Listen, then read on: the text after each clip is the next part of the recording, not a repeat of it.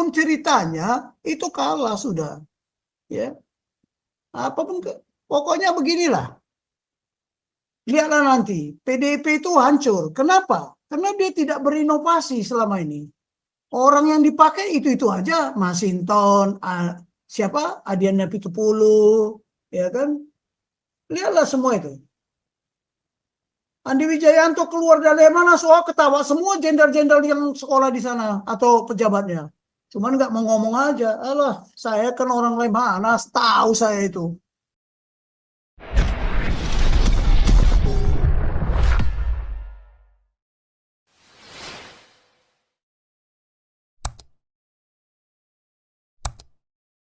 Oke, saya buka tanya jawablah dulu. Pak Paul. Ya, siap, Pak Tobing. Terima Ya, kasih atas nanti presentasinya. saya tunjukkan semuanya angkatan bersenjata dia tercengang-cengang kalian. Ya udah. Ya lanjutkanlah ya, buka pertanyaan dulu. Pak, ini ada bukan pertanyaan sih, Pak, cuma kayak statement ini dari Pak James Wongkar. Shalom, Jenderal Tobing. Andi Wijayanto yang supply data pertahanan ke Ganjar menggunakan data Lowy Institute yang berpusat di Australia menjatuhkan PS. Umumnya dipakai akademisi, sedangkan Global Firepower lebih dominan dipakai oleh praktisi militer, memberi rating militer Indonesia peringkat 13 dari 15 besar, naik 2 level sejak era Menhan Prabowo Subianto. Demikian Jenderal, tambahan info. Satu lagi ya Pak ya, saya bacakan masih si Pak James Wongkar. Info pendukung lainnya, Andi Wijayanto PhD, mantan Gubernur Lemhanas yang di placement Presiden Jokowi baru-baru ini resign dan menjadi Wakil Ketua garis miring Deputi Tim Kampanye Nasional. Ganjar Mahfud merupakan putra Mayor Jenderal Purnawirawan almarhum Theo Syafiei, salah satu petinggi PDIP dari militer dan pasca reformasi. Itu dulu Pak Jenderal Tobing. Apa yang mau ditanyakan? Bukan ditanyakan sih Pak, ini mungkin hanya sekedar opini dari Pak James Wongkar gitu. Oke, saya beritahu ya, beliau itu kan Pak Andi Wijayanto ini pernah bersama-sama saya dulu. Sebelum dia dapat gelar doktornya dari UI itu. Dia kan bermain di atas literasi. Kalau saya bukan di atas literasi lagi. Karena saya pelaku, juga saya scholarship. Ya. Jadi yang disampaikannya itu data-datanya itu sekarang gini contoh. Kalau Global Index menyampaikan kondisi pertahanan kita seperti itu, apa tujuannya? Supaya kita membeli alutsista. Nah, tapi kok berbeda tadi dari mana? Dari Global Index ya? Halo? Iya Pak, iya. Nah, satu lagi dari iya Pak, betul. Satu lagi dari apa? Firepower ya? Dari mana sebentar?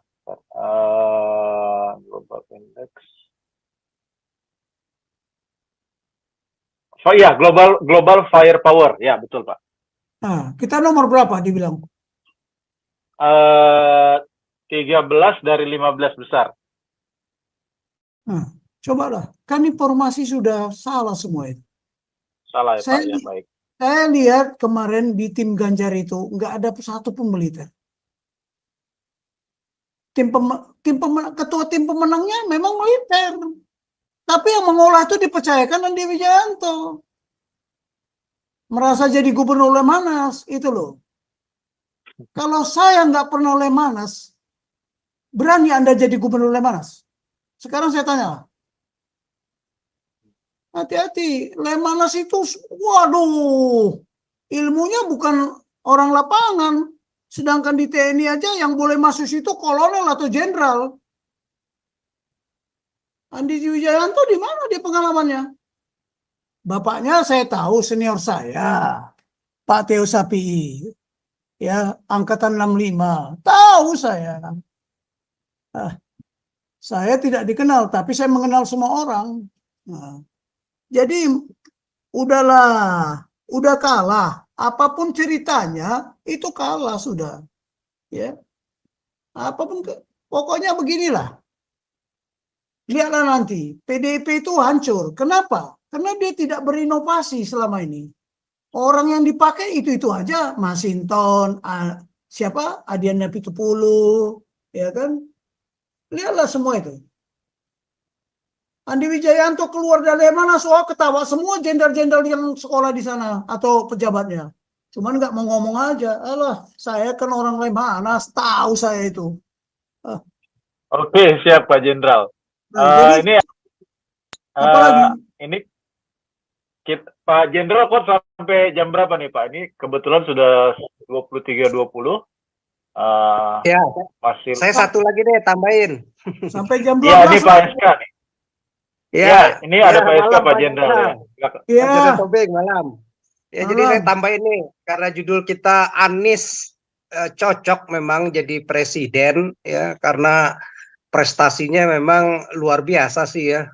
Nggak ada eh, eh, pemimpin yang punya prestasi seperti dia ya, gilang gemilang nih ya. Jadi waktu dengan jadi gubernur aja ya cukup modalnya senyum manis, kata-kata manis, janji-janji manis, oh, bisa kepilih tuh jadi gubernur. Ya, hebat dia nih prestasinya. Ya, itu waktu itu janjinya banyak itu ya. Jadi waktu jadi pilkada tuh ya, oh, bilangnya mau buka 200.000 lapangan kerja baru, ya, membangun 44 pos pengembangan kewirausahaan, ya. Tapi yang ada dari 200.000 wirausaha janjinya cuma ada 6.000 orang yang dapat dukungan dana. Nah, sama juga waralaba OKOC-nya yang digadang-gadangkan menciptakan entrepreneur baru, yang ada malah udah nggak beroperasi lagi begitu ya. Nah, tapi hebat nih, bisa digadang-gadang sekarang malah dengan prestasi dia yang gilang gemilang jadi presiden begitu ya. Padahal di DKI itu APBD-nya paling jumbo deh, paling besar di Indonesia ya. Rata-rata 80 triliunan kira-kira, bahkan lebih. Belum lagi dari pajak-pajak resto dan segala macam ya, hotel bisa mungkin 500 triliun paling besar di Indonesia. Tapi yang ada angka kemiskinan di DKI waktu itu malah jadi meningkat tajam begitu ya. Nah, yang ada lagi yang paling orang ini lagi banjir gitu. Ya, dengan banjir tapi bisa jualannya dengan kata-kata aja tuh ya untuk jawabannya kata-kata manis begitu ya. Ya, jadi luar biasa memang prestasi Anies ini. Cocok Pak Jenderal kayaknya jadi presiden Konoha ya. Yaman kali ya cocok dia tuh. Gitu. Nah, belum lagi yang tadi Pak Jenderal ngomong itu masalah pertahanan. Mestinya nih nanti ini tapi udah di ini ya, udah dituntut kalau nggak salah sama lembaga apa sih ya? Apa gitu pengawas untuk pemilunya juga. Dua-duanya nih 01 dan 03 Pak Anies saja ya yang karena dia mempertanyakan hal ini gitu untuk memaksa Pak Prabowo membongkar. Jadi lagi dituntut, nggak tahu nih nanti tuntutannya akan seperti apa ya. Jadi ya memang model-model pemimpin ini ya cuman janji manis modalnya, tapi hebat tuh bisa jadi presiden ya, mau jadi presiden dan dapat dukungan ya memang pendukungnya ya kadrun ya. Jadi kayak kemarin DKI aja itu kan sampai bisa jadi waterboom ya, bisa disulap jadi waterboom tuh buat hiburan kota Jakarta ya. Nggak pernah sejarahnya Indonesia Jakarta itu banjir seperti itu gitu. Jadi dari antara berapa gubernur kita 16 gubernur itu dia prestasinya paling hebat begitu ya dari belakang begitu.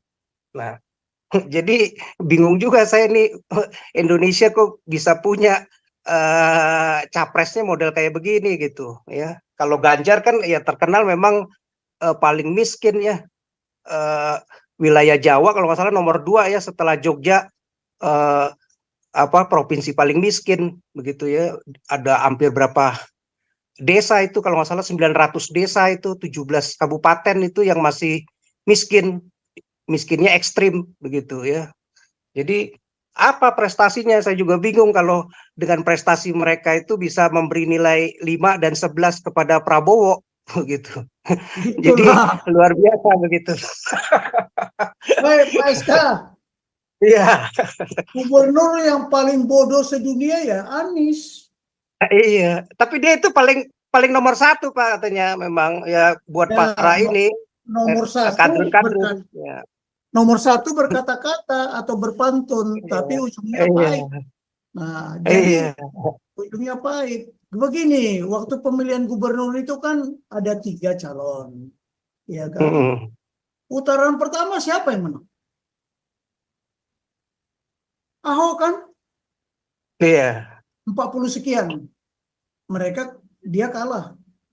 Tapi Mm. kenapa aturan main kalau pemilihan gubernur itu harus 2 putaran? Sedangkan gubernur di tempat yang lain enggak 2 putaran. Maupun 3 calon tetap siapa yang tertinggi kan? Karena kita bikin paradigmanya kita sendiri. Paradigma suka-suka. Kenapa? Ahok tidak boleh jadi gubernur. Itu. Pokoknya prinsipnya Ahok tidak boleh jadi gubernur. Rebut kembali. Itulah. Rebut kembali ibu kota supaya menjadi kekuatan mereka. Sudahlah, itulah politikus, bukan politik negara. Saya tidak politikus, Pak Teddy. Saya politik negara yang saya dukung. Makanya selalu saya bicara undang-undang, konstitusi. Buku saya itu apa? Coba tadi itu anak-anak remaja itu. Ya, dulu kita Sumpah Pemuda. Tapi itu kan sebelum merdeka. Belum ada negara kesatuan, belum ada Pancasila. Belum ada konstitusi. Saya punya ide bagaimana Sumpah Pemuda menjadi Sabta 7. Loh, ini saya kembangkan. Harusnya kita lah. Makanya kemarin memang dengan berat hati saya keluar dari Galarua. Saya beritahu, saya berat hati. Tapi ya udahlah. Ya harusnya itu yang dikembangkan. Bukan ngoceh kemana-mana. Enggak, action yang perlu. Saya beritahu. Makanya saya tunjukkan. Nah, sekarang tapi gini Pak saya mau tanya nih sama Pak SK ya, mungkin udah terlambat. Pertanyaannya Ya. itu, apakah Indonesia ini siap dengan pemilihan langsung? Soalnya ya bisa consider ini ya, punya rakyat punya education level masih ini kurang tinggi, itu loh maksud saya. Jadi emang udah too late, sekarang udah sekarang diserahkan. dengan Tapi pilihannya Prabowo 52 sih Pak, ya udah lumayan cerdas sih Pak. saya ya bilang itu kan survei, Ya kita berharap sih dari survei biasanya kejadian. Iya, ya seperti si Trump bisa 51%. Iya kejadian. Memang kelihatannya realitanya begitu. Ya, Makanya ya mudah-mudahan. kalau posisinya lagi nggak menang, si nomor 1 nomor 3 nggak mungkin nyerangnya ke pribadi angka 5 dan 11. Ya nggak usah lah, ngapain, itu kan membodohi dia. Sekarang malah justru dari yang tadinya nggak ada debat itu masih di 40-an ya, Prabowo 38 sampai 43 menurut survei. Sekarang justru melambung hampir ke 52 dan mungkin bisa naik lagi ke 54 begitu. Apalagi kemarin Gibran nanti ini menang lagi ya bisa ke 54 lah minimal. Ya, 54 lebih aman. Maksud saya kan debat ini juga, kalau menurut saya sih di Indonesia nggak ada gunanya. Soalnya mereka kalau kampanye kan cuma nunjukin gambar coblos ini gitu doang. Ya, yang kan? Debat buat belum undecided aja Pak, yang belum memberikan pilihan. Ya itu kalau yang udah memberikan pilihan sih biasanya sulit. Udah. Jadi Pak Teddy, Pak SK. Iya Pak. Saya sama Gus Nuril punya kekuatan yang terpendam. Ada ratusan ribu itu. Belum kita tunjukkan. Kami kampanye diam-diam. Tapi kemarin rupanya udah dibuka Gus Nuril di Semarang. Ya, kekuatan kami ada. Itu tidak diperhitungkan sama survei, sama lawan pun tidak diperhitungkan. Tadi udah saya kirim sama Pak Paul, bisa buka nggak di sana? Karena saya nggak bisa. Tapi Kalau lah ini Anies nih Pak, dia kekuatannya justru ini Pak, si JK Pak, sama Surya Paloh kan. Cuman JK kan udah nggak jadi wapres lagi, nggak ada jabatan juga di Golkar ya. Jadi bukan pemberi keputusan, jadi nggak bisa apa-apa, nggak bisa seperti zaman waktu lawan Ahok ya.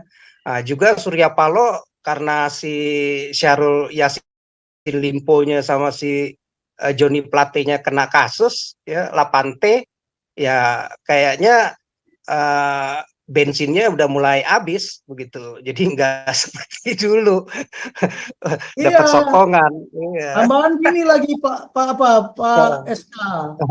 Iya. Sudah ragu juga dia mengeluarkan duitnya. Karena udah nggak yakin. Kan tadi udah saya bilang. Yang satu Iya. tidak yakin, yang satu lagi ragu-ragu. Tapi kalau Iya. Prabowo tidak, pokoknya sasaran sebelum tercapai sasaran tidak boleh berhenti. Iya, ya kalau Jakarta kan mungkin biayanya lebih murah Pak, medannya lebih gampang. Kalau sekarang Indonesia berapa 38 provinsi, ya medannya jauh lah, sulit. Ya banyak likunya, udah mission impossible kemungkinan besarnya. Udahlah, waktu Jakarta dia bisa menang, tapi kalau di luar negeri, Iya. di luar Jakarta mana bisa. Ah, Iya. Oh, sekarang Pak Formula E. Jenderal, kita beralih ke Prestasinya- ini ya. Ya. iya, Satu Ke Pak sedikit Yus lagi, ya. prestasinya kan Formula E sama JIS itu ya. alah Belum lagi sudahlah. bikin. Oke, Nah, moderator. Pak Jenderal, kita beralih ke Pak Yus, tapi saya mau baca satu dulu ya, di pemirsa di live YouTube ini ya, sebentar nih. Ini tadi ada yang nulis nih, jam 9:30 Ya, dari Zevanya Zedin. Ganjar, kecepatan mulut melebihi otak, menyakitkan hati semua tentara Republik Indonesia. Intermezzo, ya silakan Pak Yus, Menir dari Belanda. Dari Londo. Halo Pak Tobing. halo, gimana? Ya, begitu-begitu aja deh. Aku Yuk. pertanyaannya ringan-ringan doang deh, nggak Ya, berat-berat. tanya aja lah. Nomor 1, itu organogramnya di Indonesia. Dari Presiden sampai Panglima TNI. Itu 1.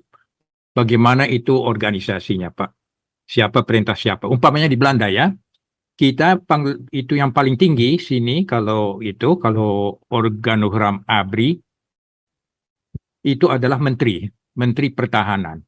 Ya. Terus Sekretaris Jenderal, baru Komandan dari ABRI, Panglima tertinggi ya dari ABRI. Ya. Jadi masih ada 2 layer ya.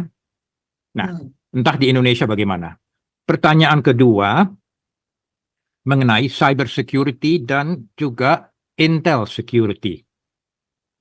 Nah, apakah itu ada departemen-departemen tertentu di dalam organisasi ABRI?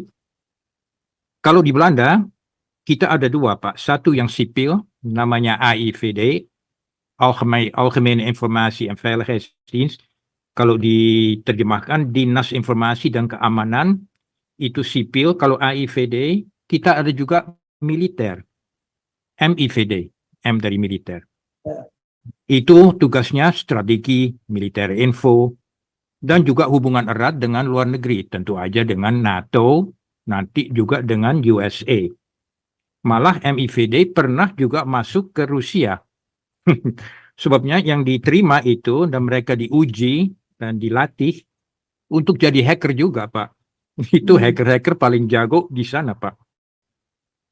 Nah, dan oke, itu 2 pertanyaan, Pak. Oke. Jadinya bagaimana organisasi dan juga cyber security? Apakah punya yang tertentu? Struktur organisasi di kita ini beda. Jadi TNI itu, Panglima TNI itu di bawah Presiden langsung. Oke. Jadi Menhan tidak membawa dia. Jadi Menhan tidak ada haknya memerintah TNI. Oh ya, Ya, nggak ada. oke. Tapi kalau Amerika, negara-negara Eropa lah pada umumnya. Jadi dia di bawah Menhan. Ini enggak langsung Panglima TNI. Oh, Polri pun juga gitu. Cuman itulah ya, saya katakan, Menko Polhukam itu bukan menteri komando, menteri koordinator. Dia hanya bisa mengkoordinasi kok. Tidak bisa memerintah. Menhan pun tidak bisa. Tapi kita ini ganti rejim, ganti struktur. Contoh dulu ya. Dulu Menhankam Pangap jadi satu. Nah, zamannya Pak Harto, Menhankam Pangap. Jadi seperti Pak Wiranto, Menhankam Pangap. Tapi zaman Pak Yusuf dibedakan. Menhannya Pak Poniman, Pangapnya Pak Beni. Jadi kita selalu, bikin bingung ya itu. Iya, memang itulah kejadiannya kalau Pak Yus mau tahu. Karena saya mengikuti terus perkembangan itu. Dulu nggak ada Pangap, yang ada kepala staf. Dan dalam perang bahaya, Pak. Kita Ya, nggak tahu terima order dari siapa nih. ya itulah makanya sekarang gini. Jadi sejak komando gabungan nggak ada, ya Panglima TNI jadi Panglima Komando Gabungan. Dulu Pak Nasution itu bacalah, Kepala Staf Angkatan Bersenjata. Kasat. Kasap namanya. Ya. Ya, tetapi ada Pangkowilhan. Pangkowilhan 1, Pangkowilhan 2, Pangkowilhan 3. Jadi perintahnya perintahnya presiden langsung ke Panglima Kogab ini. Menhan hanya mengkoordinir, hanya memberikan saran masukan, hanya membuat telahan strategis. Contohlah, waktu kita membentuk Panglima Komando Mandala, kita belum punya komando gabungan. Komando Mandala itu, kenapa Komando Mandala? Karena operasinya di wilayah orang. Ya, Irian belum masuk wilayah kita, makanya dibilang Komando Mandala. Sebenarnya senior-senior itu jago-jago ya. Daripada yang sekarang, adik-adik kita ini kadang-kadang, ya saya katakan kita, tidak mau melihat sejarah. Tapi walaupun dibentuk Komando Mandala itu, ya ternyata kemenangan kembalinya Irian Barat bukan hanya dari GAN diplomasi, tapi diplomatik luar negeri. Makanya si Anies sama si Ganjar itu belajar nggak tentang ini, termasuk tim pemenangnya itu. Dia tahu nggak itu? Jadi di belakangnya Pak Ganjar itu banyak sebenarnya tentara, lengkap juga di situ. Darat, laut, polisi. Tapi bagaimana dia bisa memberikan nasihat ke sana? Saya melihat kemarin apa yang disampaikan Ganjar, ini kayaknya masukannya dari siapa? Saya lihat waktu dia foto itu sama Ganjar itu, wah matanya si Ganjar kayak melotot-melotot. Coba buka nanti fotonya, kayak sudah jadi presiden dia. Udah itu pakai baju tentara lagi, yaitu tentara gadungan itu, ya kan? Ya tentara gadungan. Kalau Pak Prabowo bukan tentara gadungan, tentara beneran. Yang ini kan bikin contoh jelek kepada rakyat Indonesia ini. Makanya saya di Zoom saya di depan itu tulisannya apa? Jangan kita sampai dibodohi, bahkan disesatkan. Coba aja lah apa yang disampaikan itu nggak menyesatkan semuanya. Saya kan udah kupas. Nah, tadi Pak SK bilang udah dilaporkan, syukurlah kalau dilaporkan. Tapi apa pelanggaran pemilu atau melanggar undang-undang itu? Nah, ini sekarang pelanggaran yang dilaporkan itu pelanggaran terhadap undang-undang keterbukaan informasi atau pelanggaran ketentuan pemilu. Saya melihat tiga-tiganya juga, wah ribut lah gara-gara mungkin. Kena ke Bawaslu itu hanya berhak untuk perkara-perkara atau permasalahan yang terkait dengan pemilu. Tapi kalau terkait dengan undang-undang, apa dia? Oh, nggak ada hak dia. Nah inilah. Ya, mudah-mudahan aja Pak Prabowo baik hati. Segeralah itu si Ganjar sama si Anies itu minta maaf, gitu loh. Ya, saya kan udah bilang tadi taktik atau strategi. Biarkan lawan punya ruang dan waktu. Tapi dia digiring ke daerah pembantaian. Ya barusan si Teddy itulah. Saya bikin strategi kan, saya biarkan dia ngomong tetek bengek segala macam. Tapi putusannya apa? Saya bantai dia. Jadi hati-hati loh bermain sama pakar strategi. Baik, Lalu saya itu cyber security, Pak, gimana? cyber security itu sudah ada persiapan kita untuk itu. Dulu 2 perwira TNI dari udara 1, dari laut 1. Saya kirim ke Jerman untuk mengikuti seminar cyber apa itu tadi, cyber attack. Ya, kemudian kembali ke Indonesia. Dikembangkan nggak? Itu saja, saya sudah pensiun sekarang ini. Saya tidak masuk di dalam itu lagi, karena itu sifatnya rahasia. Tapi nggak ada bidang tertentu ya, di Ya mana pasti. ahli-ahli itu berkumpul, militer Siap. dan juga itu ya sipil ya. Kita juga ada Iya, sipilnya sini. iya, kita ketinggalan, saya beritahulah. Tapi kita mengejar, ya kan? Kita ketinggalan, kita mengejar. Itu kan sudah dibuka sama Prabowo Unhan. Saya tahu dulu Unhan itu waktu pembentukan Unhan itu saya masih di Mabes TNI. Saya bilang tambah fakultas apa? Kepemimpinan saya bilang. Dulu pernah ribut saya di situ itu. Gara-gara itulah saya dibenci sana sini. Makanya Pak Teddy mana tahu. Jadi kita bicara intelijen ya. Intelijen strategis itu ada 10 komponen. Komponen sejarah, komponen geografi, demografi, dan kekayaan sumber dayanya. Dulu ada perwira angkatan laut yang menjual peta ke luar negeri. Kan copot dia. Ya. Ada komponen ideologi, komponen politik, ekonomi, sosial budaya, ankam, Buddha, Pancagatra. Kalau yang di atas Trigatra. Kemudian ilmu pengetahuan dan teknologi, transportasi dan telekomunikasi. Semua biografi. Hati-hati loh. Pimpinan itu dicek. Siapa ya presidennya? Si Ganjar jadi presidennya. Udah ketahuan lah bodohnya. Oh ini presidennya bodoh ini. Si Anies juga. Bisa dimainkan. Kan gitu. Ini coba Xi Jinping. Bacalah biografinya. Tanya aja yang ahli Peng Shui sama Hong Xi. Dia punya kartu 5 kaisar loh. Makanya sekarang lihat, Xi Jinping udah berapa periode. Nah, dia presiden, silahkan sampai dia bosan jadi presiden. Nah, bagaimana itu demokrasi? Loh, itulah. Apa ada rakyat Cina milih-milih tusuk-tusuk di mana-mana itu? Alah, udahlah, kita ini pokoknya negara coba-coba. Bahkan dulu ada ceritanya, negara bukan-bukan. Ah, udah ya. Tapi Pak itu kalau cyber security itu biasanya kalau mau perang itu kita udah tahu, mereka udah tahu duluan Pak. Dan juga Maka pemilu sekarang di Indonesia pasti itu ada turut campur dari Iran, Rusia, Cina, cyber Amerika attack. juga. Ada itu. Nah bisa ditahan nggak sama Indonesia? Nah, saya nggak tahu. Saya nggak tahu itu. Tapi begini ya, pemilu yang di Indonesia ini berpengaruh juga ke Trump. Ke seluruh dunia Pak. Ya sekarang yang melaksanakan pemilu siapa yang bersamaan dengan kita? Amerika kan. Ya. Jadi kejadian-kejadian di Indonesia bisa juga berdampak ke sana. Ya pastilah.